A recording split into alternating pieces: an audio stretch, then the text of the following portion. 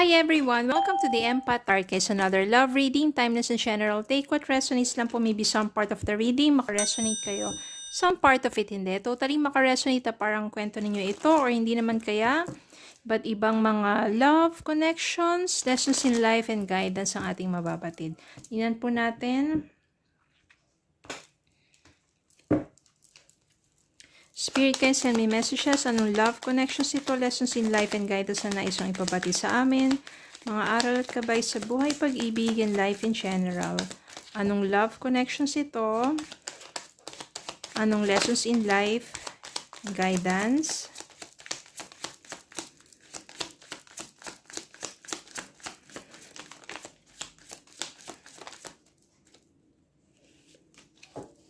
Okay, more messages sa spirit guide. Okay.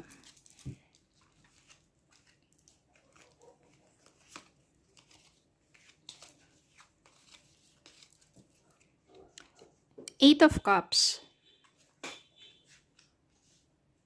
Ace of Pentacles. King of Wands. Strength.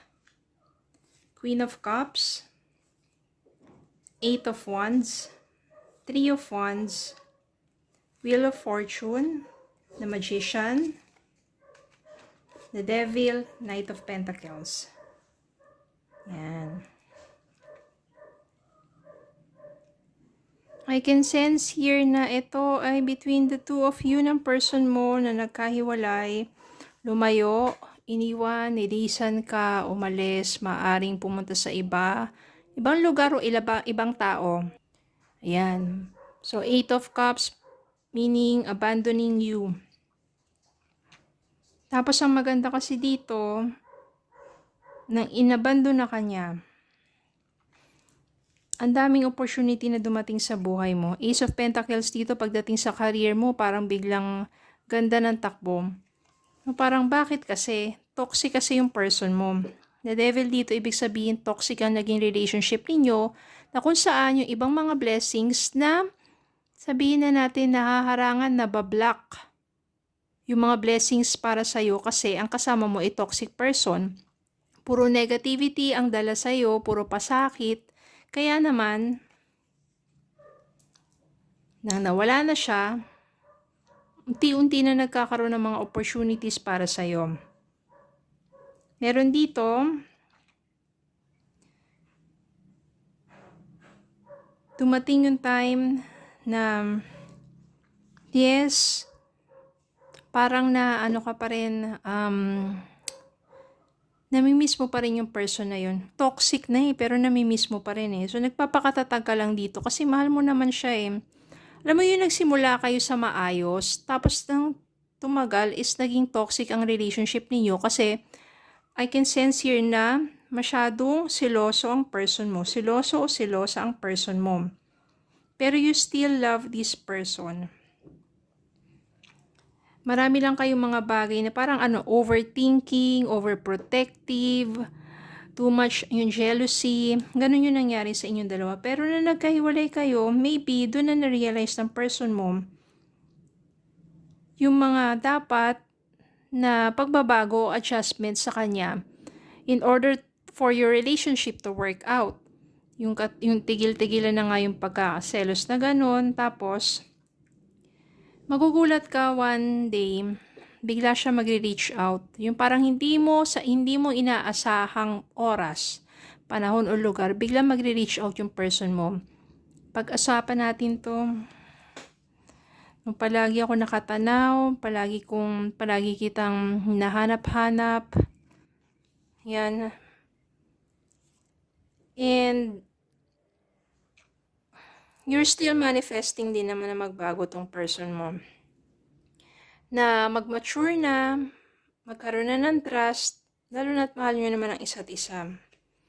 So, nangyari dito, babalik yung person mo, mag-uusap kayong dalawa, heart to heart talk, mag-offer siya sa ngayon panibagong simula. Ito yung sasabihin natin, new beginning, parang nagkaroon ng reborn doon sa person mo kasi hindi niya lubusang maisip yung sarili niya na wala ka yung buhay niya na wala ka. No? Para doon niya na-realize na maling-mali na itong taong to, nasasaktan ko na sa sobrang overprotective and overthinking, jealousy, mga ganong bagay. But this time, your person thinks of you and parang mangangako pa nga iyan. Yung vision niya dito, no, sabihin natin na bigyan mo lang siya ng isang pagkakataon, mararamdaman mo yung tunay na pagbabago sa inyong relasyon. Yung toxic na person na nakilala mo na yon,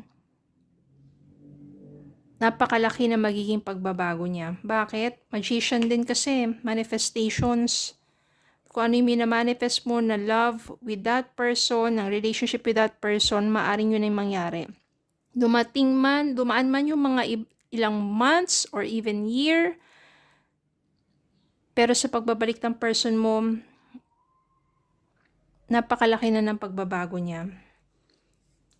Paparamdam naman niya talaga sa'yo yung pagbabagong yun at mamahalin mo siya muli. Kaya naman dito, magiging successful. Kayo pa rin talaga yung destiny. Siguro, sinubok lang kayo ng pagkakataon kung paano kayo mas magiging matibay.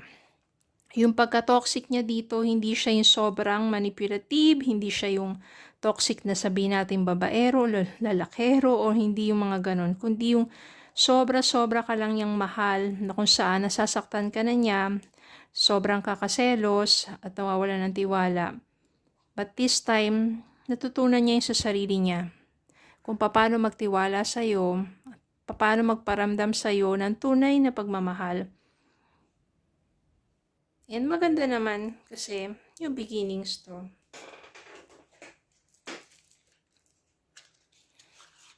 So, sa pag-reach out niya sa'yo, unexpectedly, yung mga panahon na parang, yes, namimiss mo siya, gusto mo siya makita, makausap, pero wala nga kayong communication, pero bigla na lang, nag-message sa'yo, gumawa ng paraan. Diba? Parang, yun na yung tamang panahon for you. Open yourself to love. It is safe for you to let your heart be seen. Don't be scared. Patience. Some things still need to be dealt with for this connection to manifest. So, itong patience na to, ibig sabihin, trust the process. Yung sa mga panahon na magkahiwalay kayo, yun yung proseso. Proseso ng tama at magandang pagbabago para sa person mo. Maaring ganun din sa'yo. You have to adjust something. Para yung minamanifest mong relationship, yung harmonious relationship, yung give and take na relationship, yun talaga yung nangyari once na nag-reconnect kayong dalawa. Kaya minsan, kailangan dumaan sa paghihirap, sa pagkakalayo, pero sa muli ninyong pagsasama, when you trust the process, meron ng good changes, at yun na nga, magiging maganda ang kinahuntungan ng inyong pagsasama. Okay, so yun lang po. Maraming salamat po for watching. Please don't forget to like, share, comment, subscribe, follow me on Facebook and YouTube. Have a good day po and God bless.